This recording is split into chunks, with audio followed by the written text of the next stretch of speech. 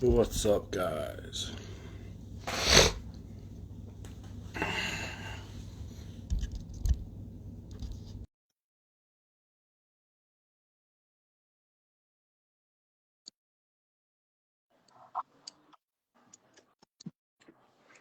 What's up, man? I made it on time this time. Yeah, I don't know why, but it didn't jump you in. Like it's just audio. Oh, really? I can see you. So- Yeah, I can hear you, but I can't see you. You want me to try and exit out and do it again? Uh, can you just? Is there a video thing on like the top right? Is there like there's a like a mic and a little camera?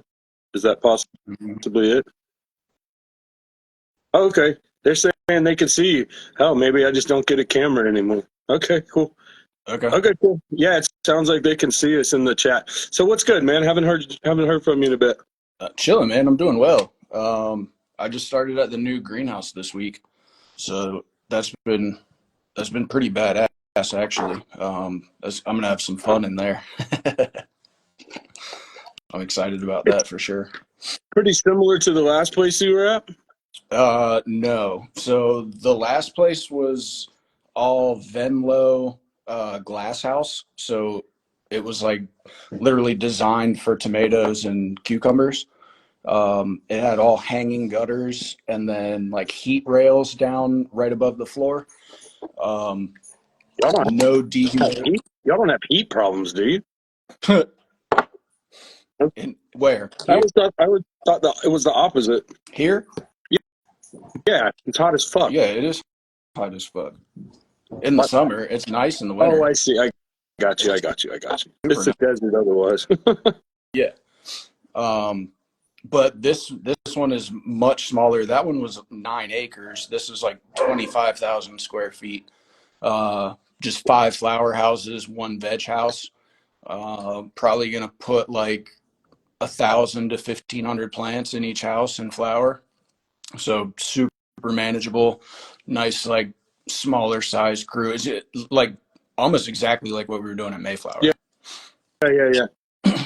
That's dope. And just hype genetics, just du jour. What kind of stuff are they running? They have a really good Chem 91 right now, the Skunk VA cut. It's super old, but it's still pumping out some fire. They have a nice peach pie, blueberry muffin. Um, I don't know too many Deadhead. of those. What's up? I don't know too many of those, to be honest with you. They have like Deadhead OG's a good old school one they have. I haven't seen that in a while.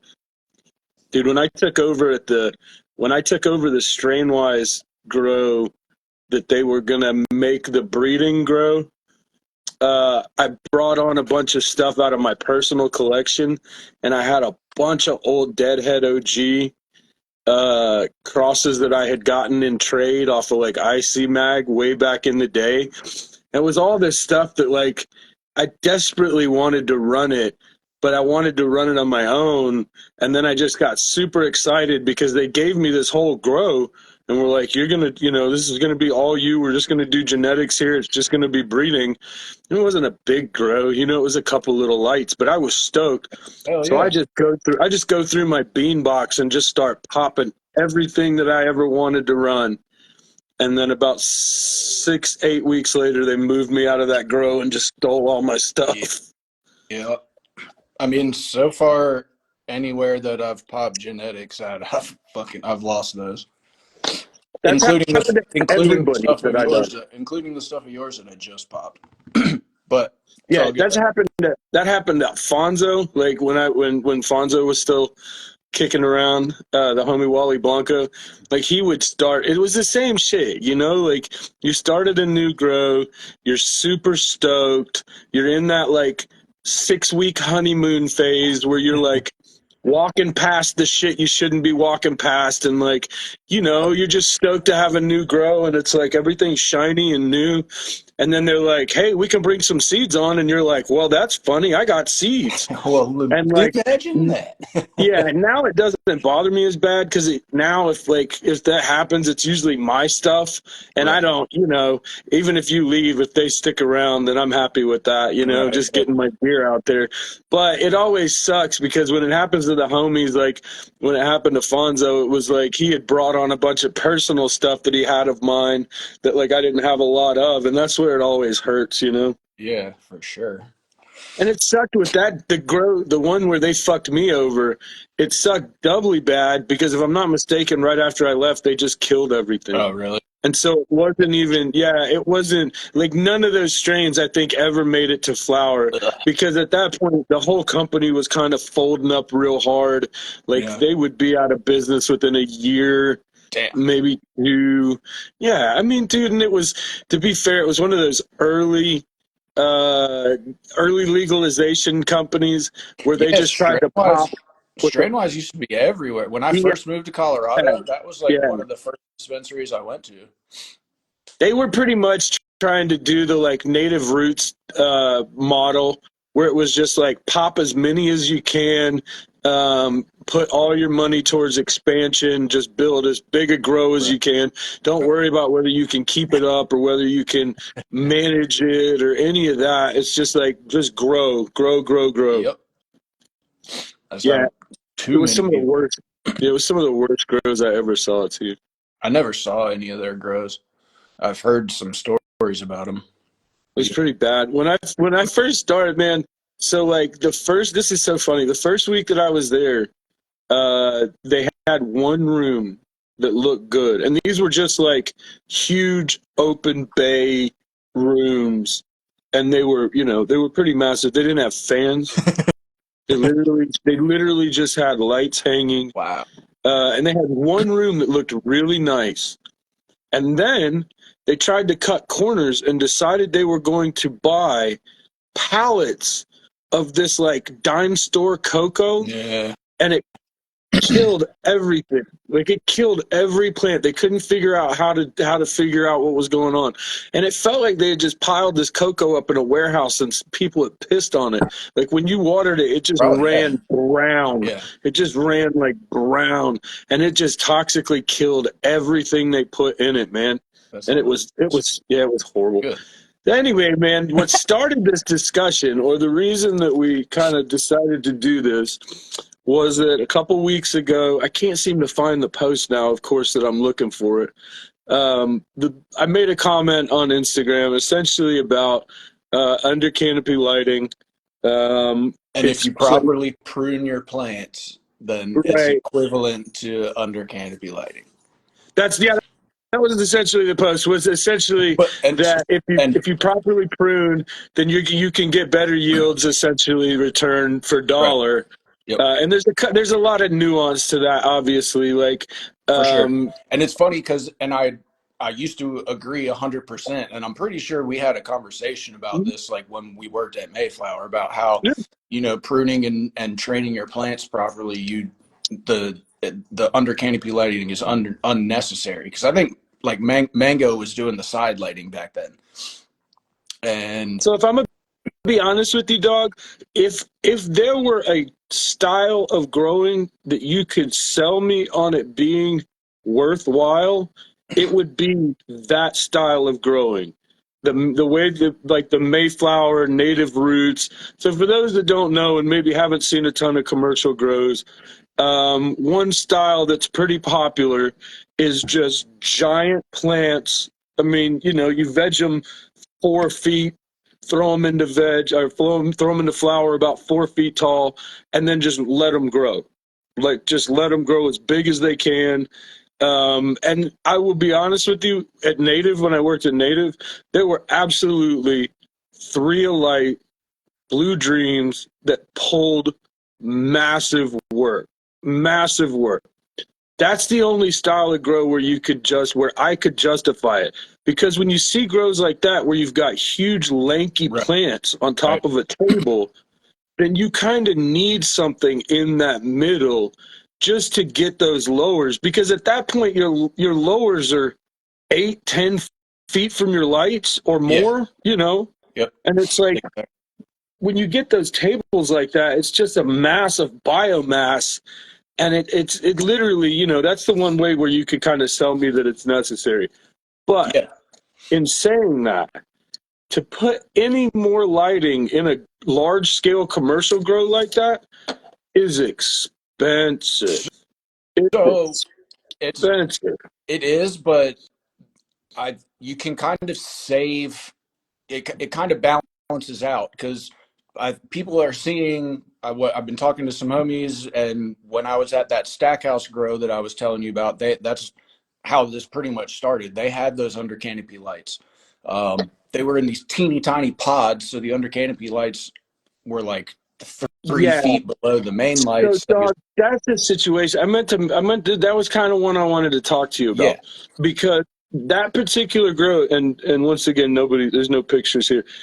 He sent me a pic not too long ago of essentially a grow on like Lowe's style scaffolding, like the stuff that they put their dirt on, but it's just large scaffolds with small compartments, and each one of these small compartments is like a small grow pod type of thing, yeah. right? Think of like a 4x8 tent split right in the middle. So there's two levels, and that's one pod, and there was 158 of these pods, just fucking two levels stacked on top of each other throughout this warehouse, and so it's like a tiny, tiny space. The under canopy lighting didn't seem that necessary, but I mean, it was a perfect place to do side by sides, and we did side by sides with Right. same strain, and yields were 5% heavier, and not only heavier, but all of everything from that entire pod went to A bud. There was no B bud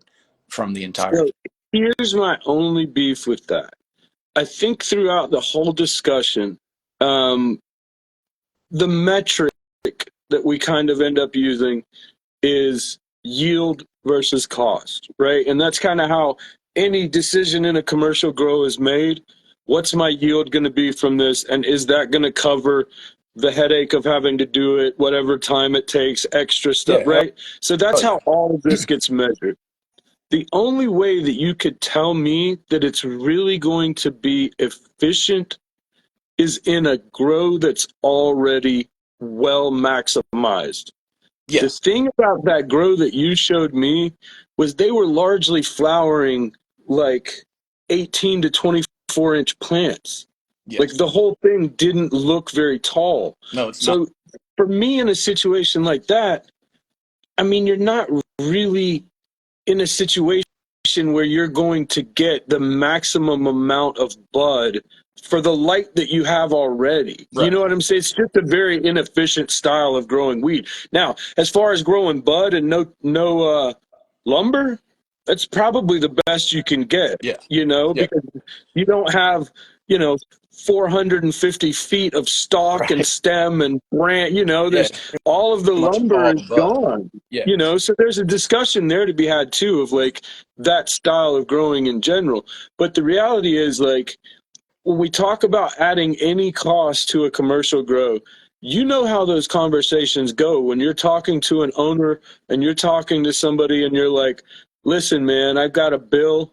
It's going to be 70 grand to cover the whole facility. And they just look at you like, bro, I don't have a dollar for you. Right. Like, what are you talking about 70 grand? So it's like in a small setting, I think it's something that you can justify. Like in your tent grow, in your small commercial grow, in your Colorado closet grow, which I always call it any like 4 to 6 lighter. Like it's a Colorado closet grow. Yep. You know, like that's not that big of a deal.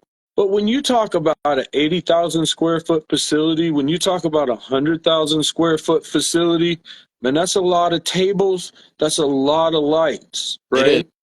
is for sure, but I mean, you're not there. I don't believe they cost anywhere near what an overhead Yeah, light does. I mean, yeah, for it's like a sure, for clone sure, style for light, sure. right? There's And definitely people are seeing that you can also turn down your overhead lights and run them at a lower percentage and still get that same yield out of the top and more yield from those bottom nodes. Yeah. So, but I don't think people have been doing it long enough to see if it, like, where the math Right. is and if it equals out, but it's interesting to see. That's the situation we're in with so many weed topics, Oh, is 100%. that so many of these things that we want to test, we're just coming up with. Yep. So the notion that you've done empirical, serious, data-driven testing on any of this is really tough, especially because every single grow is a new set of Oh, variables. Every time you flip a new set of exactly. plants, it's a whole new room. There's nothing the same. It's entirely different. And so that sort of testing, we absolutely, there's still a lot that we need to do, but that's one that I would love to see more data Hell on. yeah. But for me, the way I would kind of put that is like CO2. So I have a ton of growers hit me up all the time, buying all their first set of gear. What kind of CO2 regulator do I need? I tell everybody, leave the fucking CO2 at the fucking grow shop until you've dialed in a grow, until you can produce the same quality of weed every single grow and you have everything maximized. Throwing CO2 just creates problems. For sure. And it's not quite in the sense of that, but it is one of those things that I look at as an ancillary thing, that if you have a well dialed in grow, then yeah, I mean, what's it, what could it can't really hurt Right. if it's going to, at the end of the day, but the problem is if you don't already have like seriously well maximized plants, then you're just kind of throwing money at, it just what's bad growing, Right. not in any particular instance. I'm just saying, like, once you have things dialed in and maximized, then you can at least show that there's progress, right? That it made a difference. Yeah, Right. 100%. That's one of those funny things too, that like the biggest grows that I ever saw, like when I saw, indoor massive grows, they were almost always CO2 enriched, but you walked around and it was just big buds. Yeah. Like the resin was never impressive. It was always resin, but it just didn't have that like wow factor that you see in like, Right. I don't know. I always hate to shit on it because it's one of those things that like when done right, it can definitely be beneficial.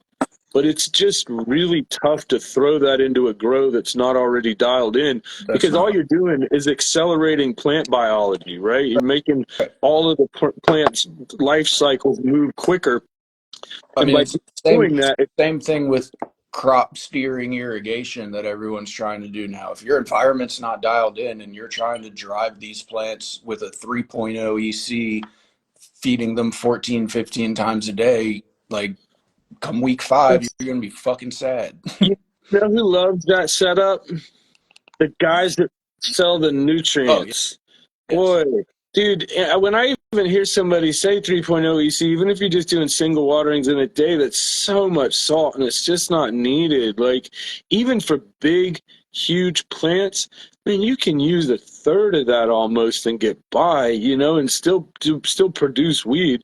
And it's like the thing in those large commercial grows, when you have that, it's so much tougher to fix when it locks. Right. Right. So It's if already we're too just late. running a 6 plant little, or a 6 light little commercial, I mean a little personal garden, then it's easy to fix that lockout because you just overwater them all to the point where it's it balances itself out. Right. But man, it's so tough in a huge commercial garden, especially running super hot salts, that it's like, then I get into questions of like, are you cleaning your lines? Because the places that I've seen, so many of them that ran like, drip style hydro, and we're running super hot rigs like that, man, they just get so caked. And it's like, For sure. it's, you almost have to replace them every couple of years, just because even if you're flushing them well, that stuff still builds up when you're running, you know, 3.0. That's over 1,500 BPM. BPM, isn't it? Yeah. Yeah. Yeah. Yeah. And And it's like, when I get into discussions with people about salt, because like I love salt growing, like it's something to me that like once I found a way to dial it in and balance it with like organics than salts and get the same oil production, and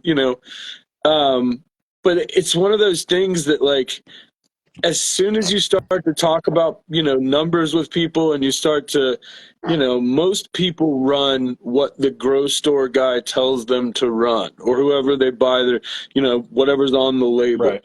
That's almost always twice of what you need. Oh yeah. And for sure. In a good, well-dialed hydro setup, you might never notice. You might never Right. notice, because if you're Yeah. overwatering, they're just going to be huge, and they're going to be, big bricks of weed, Right. and it's going to grow like hydro. Yep. But the one time you get a wonky feed, you get some bad emitters, you get, a whole table that shits the bed, it's just not easy to turn. Yep. Like, you can do it, but man, now you've got 2 or 3 guys working a double job just to fix a problem that shouldn't exist, Yeah. And I mean, that all comes back to your 5 limiting factors: light, water, temperature, humidity, CO2, and what the fuck am I forgetting? There's one more. PD.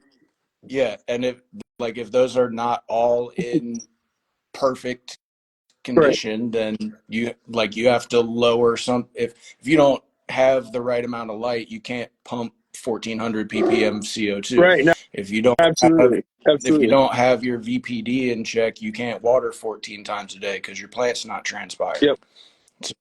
Yep. And see, that's the other thing, is like, you get into this balance of, like, especially in commercial grows, of like that dial between your HVAC and your DHU, because it's like, if you're pulling so hard that you're just sucking all the water out in a cycle, like every bit of it, then you're just wasting it, because you're literally just pulling all that water out to turn around and put it right back in. Yep. But like, finding that balance of like where the DHU is not sucking the room too hard, but that you're still getting like optimum growth. And like you said, so you're not sitting in wet. Like, that's the one thing cannabis roots hate.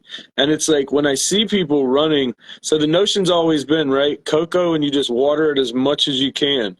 And it's like, you need a dry cycle. Like, you need the plants to dry out a little bit before you put more in it. Now, raw cocoa can definitely take more waterings than like cocoa perlite, which I love cocoa perlite, and I tend to run it more like I would with like a soil almost, and trying to get it to a every other day watering type of thing. Yep.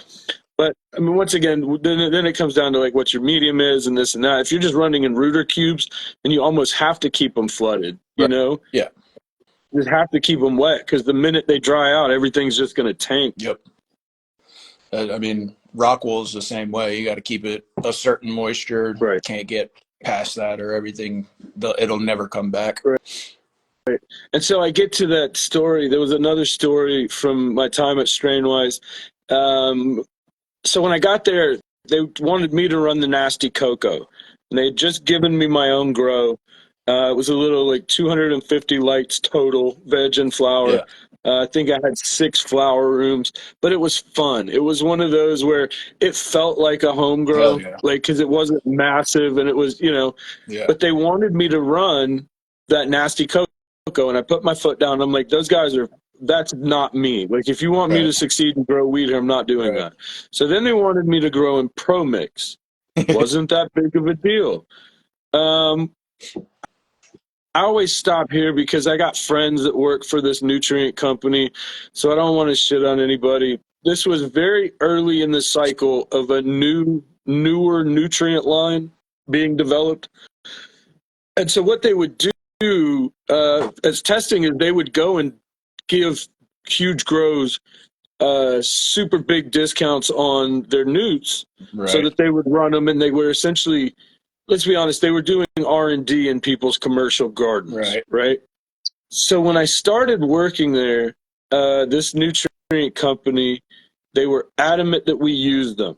So I was like, okay, I don't know them, I don't know their line, but I'll use it, right? So when you would take any of the bottles and this is the company that had, and this is probably going to give away who the hell it is too, but they had like 12 fucking bottles. Like there's a bottle for everything. And you just go, all right, I feel like 2/3 of this shit's not. And it was stuff where like you'd have 2 or 3 bottles where they wanted you to only use it for a week or two. Right, yeah. So that wasn't the real foot down factor. So what I would do is I would take my graduated cylinder and I would pour my nutrients to measure it for my brute while I was making my, and it would separate.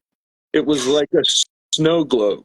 You could watch the salt fall out of the suspension. Holy shit. You just literally. So on top of the nasty cocoa they were using, they were also using this really poorly designed nutrient line. So they come to me and they're like, so here's what you're going to do. You're going to run this setup in this nutrient, because they wanted me to fix the problem. They wanted me to use my small grow to help them figure out what combination would work. Right, of course. So I told them, I said, I'll do this. But at the end of this experiment, I'm not using this line in my grow. I want something else. And I was like, if you want me to use Pro Mix, I would rather use an organic nutrient. Right. To be honest, I mean, I'm not really the big, like, using organic newts in commercial grows because the results can kind of mix. But, like, if you're forcing me to use peat, peat and salt don't play well together. No. Like, they don't. No. So what would happen with this nutrient, the same thing that would happen in my beaker, would happen in the pot. Of course. I mean, obviously, that heavy metal is just settling. The salts are just falling out and settling. So what I figured out that I could do, and I made it work. We grew dank. I grew dank weed with the setup that was flawed from the start. Oh, yeah. But eventually, I'll explain peat and salts in a second. Somebody just asked the question about it. I pretty much what I had to do was just flood them. And I had to keep my brute constantly turning while I did it. Yeah. So I had to put a pump in the thing, and it would have to be churning the whole time, like heavy. And then I had to overwater to the point where it just flushed out. So peat and salts don't play well. Here's the trick to peat and salts that nobody will ever tell you, is that you can't feed it the way you feed cocoa. So when you feed cocoa, you essentially want to feed every single watering. So it's the nature of the beast, and you want to make sure you're feeding with runoff every time.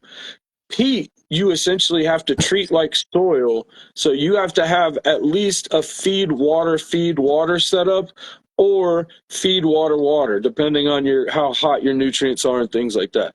Peat doesn't really like to release stuff the way that cocoa is essentially a soilless mix. It doesn't hold anything. It all runs through, and as long as you don't let it back up, you should stay right on point.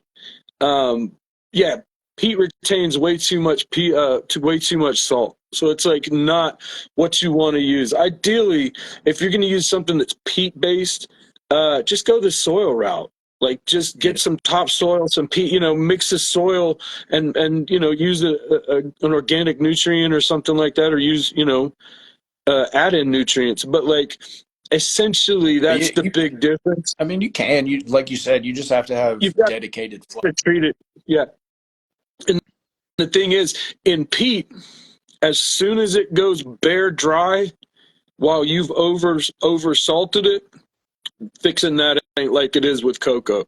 No. Fixing that with cocoa is essentially to fix for people that don't understand any of what we're going on about, to fix a cocoa problem.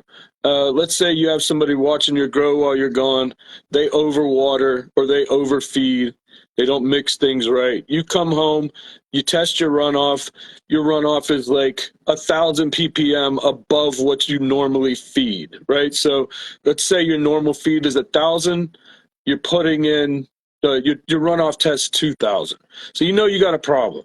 Essentially, the fix to this is super simple. You make a normal 1,000 ppm batch, and you flood the medium until the runoff comes out exactly like the feed. Or just PHRO and feed RO until it comes out what you want it to. See, the one I don't like about that is that, like, there's more shock to that because it's not kind of the same. You're stepping them off too hard with that, unless you get it to like I never liked that.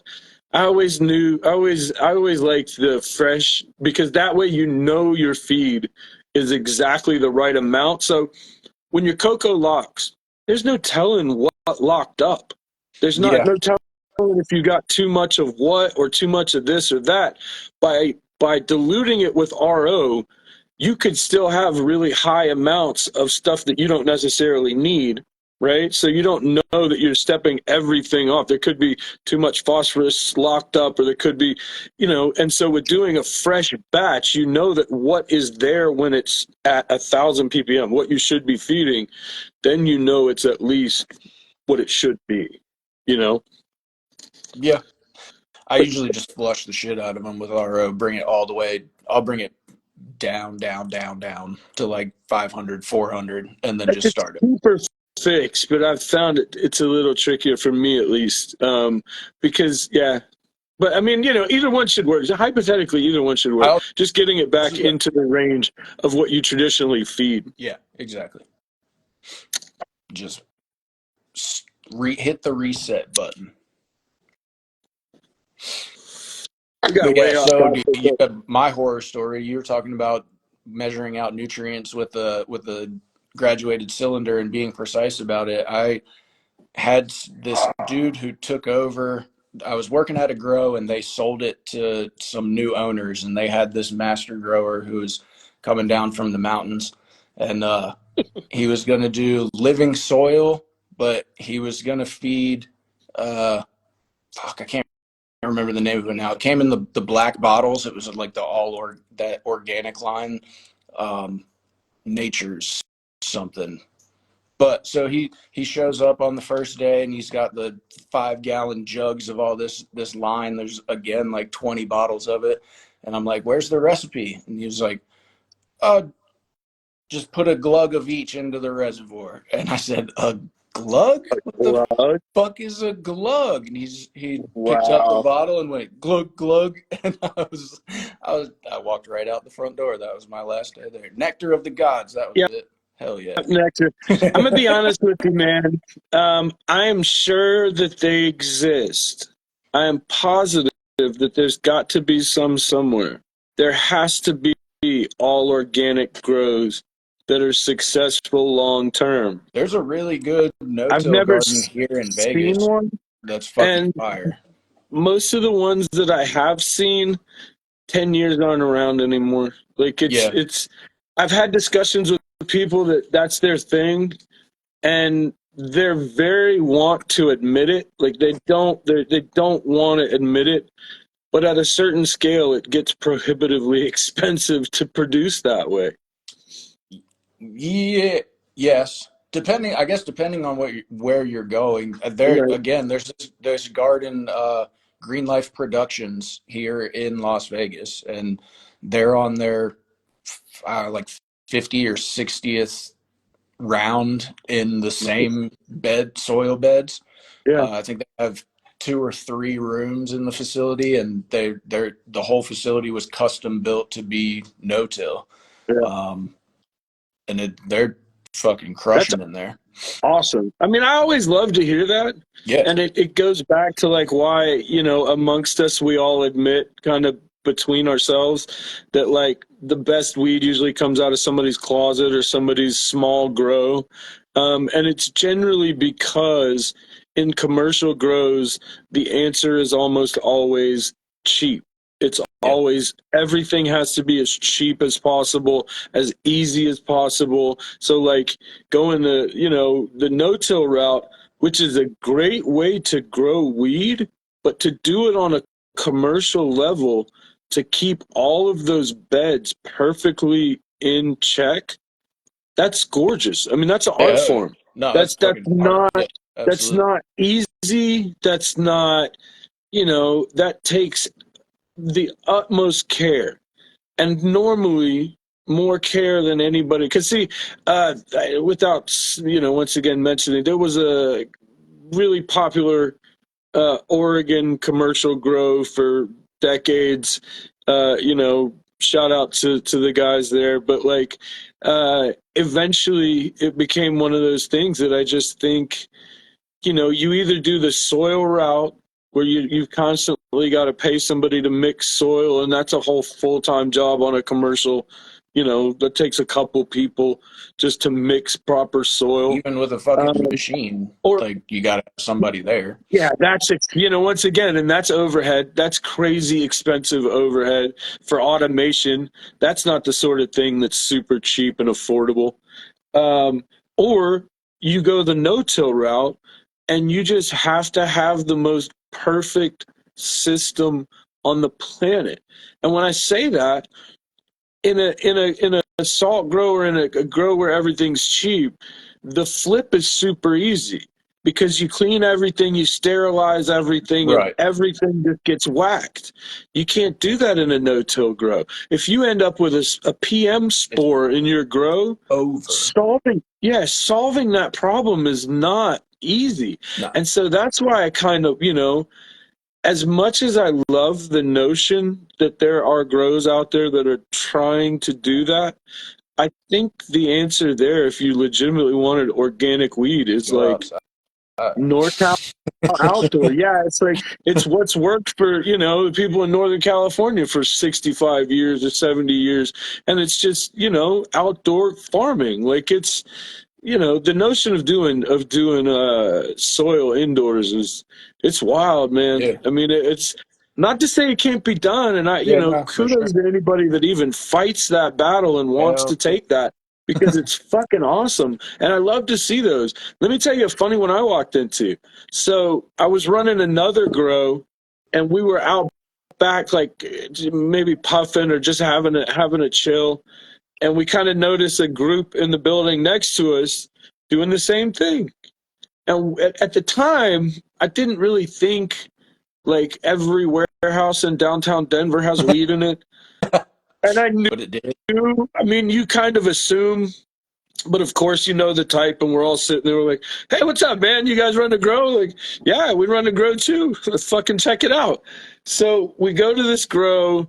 It's, you know, basic, normal commercial grow. And then this dude kind of pops up, kind of nerdy kid, pops up, and he's like, oh, I got to show you my project. And I'm like, okay. Yeah, what you got going on, dog? So he takes us to the back corner of this grow where he has his own little setup, right? And he's got these like DWC pod situations. Like it's like it's kind of that same like Lowe's you know, dirt trellis type the stuff outside at Lowe's. Yeah. But it's all like these individual DWC things, and it looked like a laboratory on a spaceship, you know, compared to most commercial grows, like Right. it was, you know, hoses everywhere, and it was cool. Fuck it, yeah. But it's as soon as we get to chat and shop, and I'm like, yeah, but man, you lose one of those reses and you just lost your month. And he goes, yeah, bro, that just happened to me. And I was like, so why you don't build commercial DWC gardens, Yeah. man? I mean, like, No. I think back in the 90s when a lot of those, like, companies, the nutrient line companies and the people that produce commercial equipment were just starting out, those companies, Yep. where you would see some of the silliest stuff from the late 90s until at least the mid 2000s. Every time I would walk into one of the couple of grow shops that I went to, this is before I moved to Denver, they all had the ceiling fan light setup. Have you seen those? No. Okay, so it's like it's like a ceiling fan, and each blade had lights on it. Oh, So wow. there would be like 2 or 3 lights down the blade, and there might be 8 blades. And I never saw anybody buy one. Yeah, I never saw, that they had to have been it was super always there. expensive, but they always had one. Every time I'd go in the shop, they always had one. And they were growing tomatoes underneath it. It looked good, Right. but it just, back then, especially, late 90s, early 2000s, it was just cheap. Yeah. Nobody was spending super, you weren't going to spend $1,000 on one lamp, even if it had 10 lamps on Right. it. Like, nobody was buying that. Yeah. Then you have to have a huge space to When have I it. first moved to Colorado, I worked at a hydro shop, and right when you walked in the door, the first display was it was a reservoir that probably held like 20 gallons.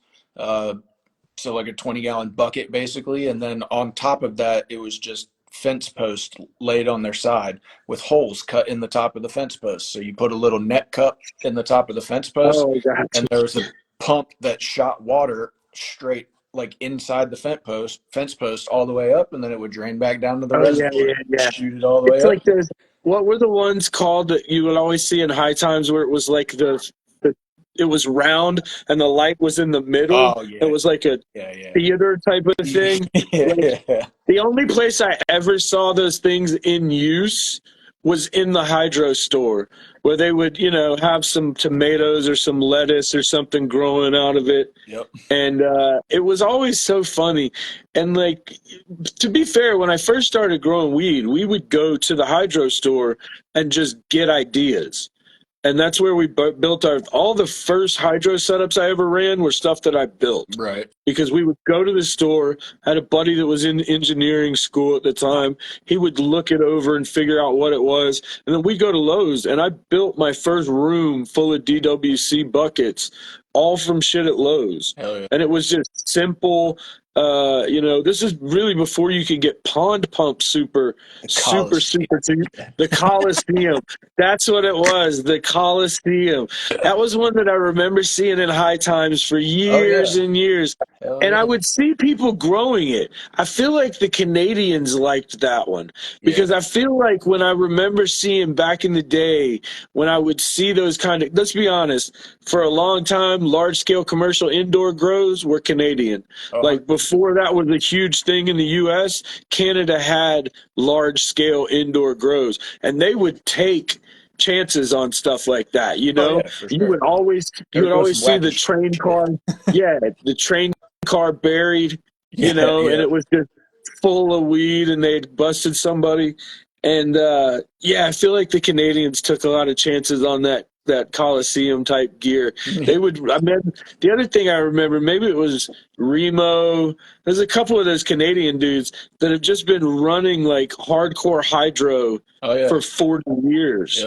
yep, All the way since back in the day.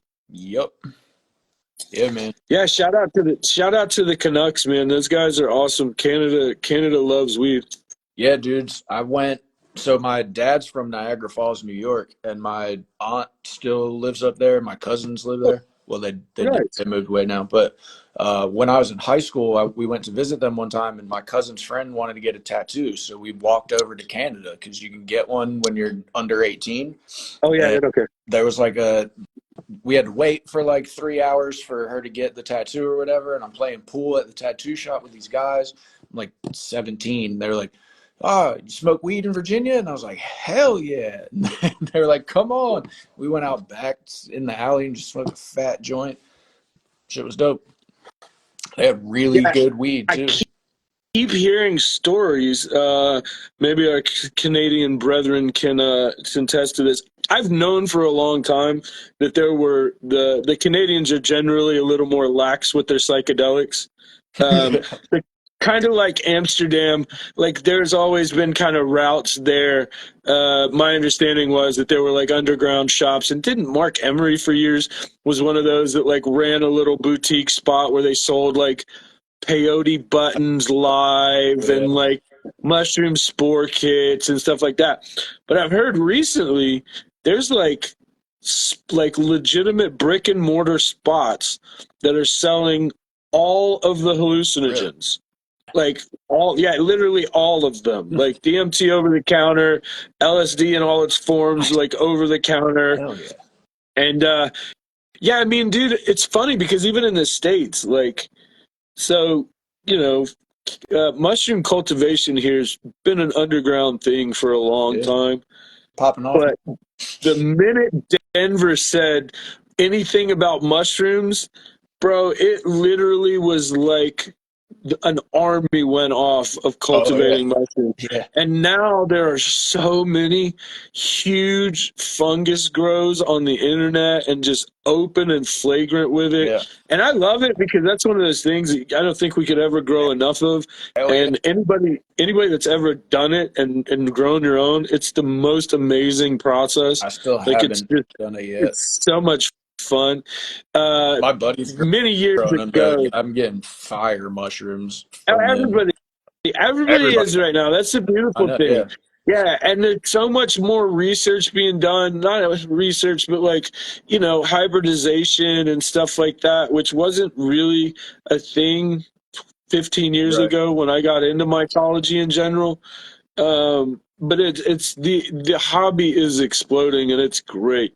And it's, but back to Canada, it's one of those things that like they've always had a super lax attitude towards like hallucinogens and stuff like that. And I do remember years and years ago there were a lot of like little spots like that you would hear about in high times that would sell like live cactuses and like, Right. smart shops. That's the word they like in Amsterdam, Smart right? jobs.